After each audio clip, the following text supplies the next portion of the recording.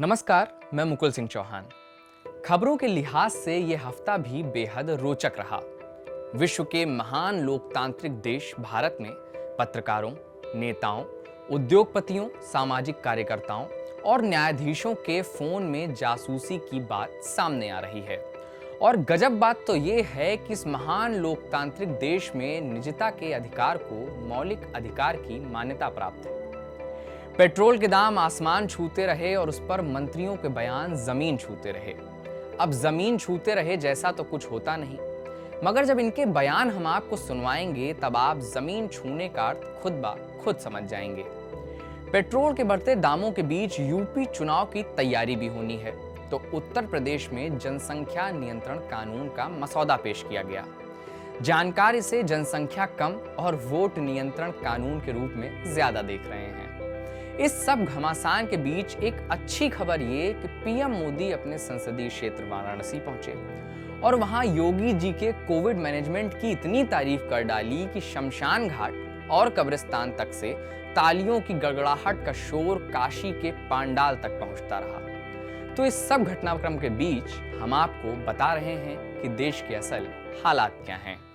तो मित्रों, सबसे शुरू करते हैं। बात है साल 2017 की। 2017 से 2019 के बीच एक अज्ञात भारतीय एजेंसी ने निगरानी रखने के लिए 40 से अधिक भारतीय पत्रकारों को चुना था। इसमें द वायर के फाउंडिंग एडिटर सिद्धार्थ वरदराजन और एमके वेणु का नाम है। इसके अलावा रोहिणी सिंह, देवी रूपा मित्रा और भी कई पत्रकारों के नाम इस सूची में हैं। इस सूची में संभावित हैकिंग के निशाने पर राहुल गांधी, अशोक लवासा, प्रशांत किशोर इत्यादि भी हैं। और तो और इस सूची में सीजेआई गोगोई पर यौन उत्पीड़न के आरोप लगाने के बाद पीड़िता भी इस हैकिंग के निशाने पर थी। एक वेब सीरीज है द फैमिली मैन, उसका एक डायलॉग है जो इस पूरे प्रकरण पर 16 आने सच होता नजर आया कि privacy is a myth just like democracy. और यहां तो प्राइवेसी और डेमोक्रेसी दोनों की धज्जियां उड़ाई जा रही थीं, वो भी महान लोकतांत्रिक भारत में। लोकतंत्र के जिक्र से प्रधान सेवक याद आ गए और याद आया उनका काशी दौरा। काशी में पीएम नरेंद्र मोदी ने यूपी सीएम योगी आदित्यनाथ की तारीफ करते हुए कहा, मुझे भी कई बार सोचना पड़ता है कि यूपी के कौन से विकास कार्यों की चर्चा करूं, कौन से कार्यों की चर्चा छोड़ दूं। ये सब योगी जी के नेतृत्व और यूपी सरकार की कार्यनिष्ठा का कमाल है। यूपी ने पूरे सामर्थ्य के साथ इतने बड़े संकट का मुकाबला किया। देश का सबसे बड़ा प्रदेश, जिसकी आबादी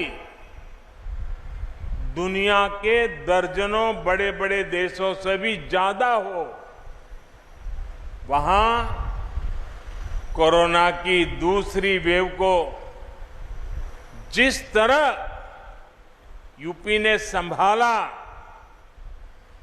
सेकेंड वेव के दौरान यूपी ने जिस तरह कोरोना संक्रमण को फैलने से रोका, वो अभूतपूर्व है। कोरोना से निपटने में उत्तर प्रदेश के प्रयास उल्लेखनीय है। सोशल मीडिया पर लोगों ने इस तारीफ को लपक लिया और फिर लिखा कि कोविड मैनेजमेंट पर इतनी तारीफ सुनकर योगी जी को खुद समझ नहीं आ रहा कि प्रधानमंत्री उनकी तारीफ कर रहे हैं या फिर उन्हें ट्रोल कर रहे हैं। कुछ ने तो ये तक कह दिया कि प्रधानमंत्री काशी योगी जी से कुछ दिन पहले हुए मनमुटाव का बदला लेने आए थे। तारीफ सिर्फ योगी जी की ही क्यों हो, काम तो 18 घंटे प्रधान सेवक भी करते हैं। अब पेट्रोल ने शतक मारकर अपना बैट उठाकर जनता का अभिवादन किया तो जनता ने अभिवादन स्वीकार करने से मना कर दिया और इस शतक के पीछे कप्तान प्रधान सेवक की खराब कप्तानी और उनके गेंदबाजों की खराब गेंदबाजी को जिम्मेदार ठहराया। मगर खबर यह नहीं है कि पेट्रोल ने शतक मारा है, खबर तो इस शतक पर आई उनके टीम के खिलाड़ियों यानी मंत्रियों और नेताओं की प्रतिक्रिया है। पेट्रोल की बढ़ी कीमत पर उल्टे बयान देने की मानो होड़ मची हुई है। ऐसा लगता है सब एक दूसरे को हराने में लगे हुए हैं। हम एक एक कर आपको इन मंत्री नेताओं द्वारा वर्तमान में दिए गए ऐतिहासिक बयान सुनवाएंगे। आज एक मान लो कि पेट्रोल डीजल पर कीमत बढ़ गई। पेट्रोल डीजल कौन चलाता है? मैं आपसे जानना चाहता हूं। मेरी इस बात में पहले भी क्रिटिसाइज हुई है, पहले भी हुई। मैं आज फिर कह रहा हूं कि हम सब्जी मंडी जाते हैं तो हम कभी साइकिल से जाते हैं क्या?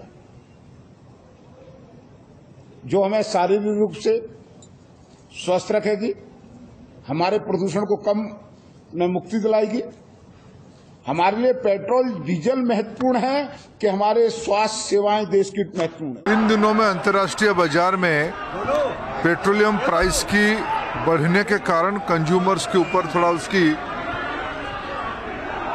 प्रभाव आई है। जैसे जैसे जाड़े की दिन आगे जाएगा, विंटर्स घटेगा, तब ये दाम थोड़ा धीरे धीरे घटेगा। कब तक उम्मीद है सर कम होने का? ये तो अंतर्राष्ट्रीय मामला है। अभी डिमांड ज्यादा होने के कारण थोड़ा प्राइस बढ़ी है। जाड़े में ऐसा होती है, थोड़ा घटेगा। जिंदगी में परेशानी ही सुख का आनंद देती है। जब तक एक भी परेशानी नहीं आए तो सुख का आनंद भी नहीं आता। बस में कोई नहीं चलता, अब स्वयं की गाड़ी में चलता है, तो ये भी विलासिता की चीजें हैं। लोगों के पास पैसा है, लोग मजे कर रहे हैं, और क्या है। तो पेट्रोल डीजल खरीदने में क्या दिक्कत है? इससे कोई फर्क नहीं पड़ने वाला है। पेट्रोल के शतक और आर्थिक न्याय पर हरिशंकर परसाई जी याद किए जाने चाहिए। परसाई जी कहते हैं, जनता जब आर्थिक न्याय की मांग करती है तब उसे किसी दूसरी चीज में उलझा देना चाहिए, नहीं तो वह खतरनाक हो जाती है। जनता कहती है हमारी मांग है महंगाई बंद हो, मुनाफाखोरी बंद हो, वेतन बढ़े, शोषण बंद हो। तब हम उससे कहते हैं कि नहीं, तुम्हारी बुनियादी मांग गोरक्षा है। बच्चा, आर्थिक क्रांति की तरफ बढ़ती जनता को हम रास्ते में ही गाय के खूंटे से बांध देते हैं। तो बस फिर क्या था, खूंटा ढूंढा जा चुका था। 11 जुलाई यानी विश्व जनसंख्या दिवस के दिन यूपी की नई जनसंख्या नीति का ऐलान हुआ। नई जनसंख्या नीति में 2 बच्चों से ज्यादा बच्चे होने पर माता पिता को स्थानीय चुनाव लड़ने, सरकारी नौकरियों में प्रमोशन और सरकारी सब्सिडी के अधिकार से वंचित करने जैसी बातें हैं। योगी आदित्यनाथ सरकार के इस कदम पर विपक्ष सवाल खड़े कर रहा है। मगर यहाँ भी खबर ये नहीं है कि विपक्ष सवाल खड़े कर रहा है, बल्कि खबर ये है कि भाजपा के मंत्री और नेता चाहते हुए भी सवाल नहीं खड़े कर पा रहे। किसी महान दार्शनिक ने नाम ना बताने की शर्त पर कहा है कि दर्द में कराह ना पाने का दुख इस दुनिया में सबसे बड़ा दुख है। दर्द होना क्यों लाजमी है, ये भी आपको बता देते हैं। उत्तर प्रदेश में बीजेपी के 8 विधायक ऐसे हैं जिनके 6-6 बच्चे हैं। उत्तर प्रदेश विधानसभा की आधिकारिक वेबसाइट पर बीजेपी के 304 विधायकों का डेटा खंगालने पर यह जानकारी सामने आई है। शाहजहांपुर जिले की तिलहर सीट से बीजेपी विधायक रोशन लाल वर्मा 8 बच्चों के पिता हैं। वहीं बहराइच जिले की नानपारा सीट से बीजेपी विधायक माधुरी वर्मा की 7 संतानें हैं। यूपी में बीजेपी के 152 विधायक ऐसे हैं जिनके 2 से ज्यादा बच्चे हैं और योगी कैबिनेट के 23 में से 10 मंत्रियों के 2 से ज्यादा बच्चे हैं। अब समझ पा रहे हैं ना आप कि दर्द में कराह न पाने का दुख कितना बड़ा दुख है। इस हफ्ते के लिए इतना ही। अगले हफ्ते फिर होगी आपसे मुलाकात। तब तक अपना ख्याल रखिए।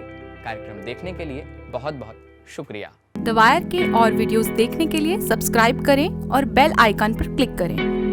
स्वतंत्र पत्रकारिता की आर्थिक मदद करने के लिए डिस्क्रिप्शन में दिए गए लिंक पर जाएं और अपनी राशि चुनें।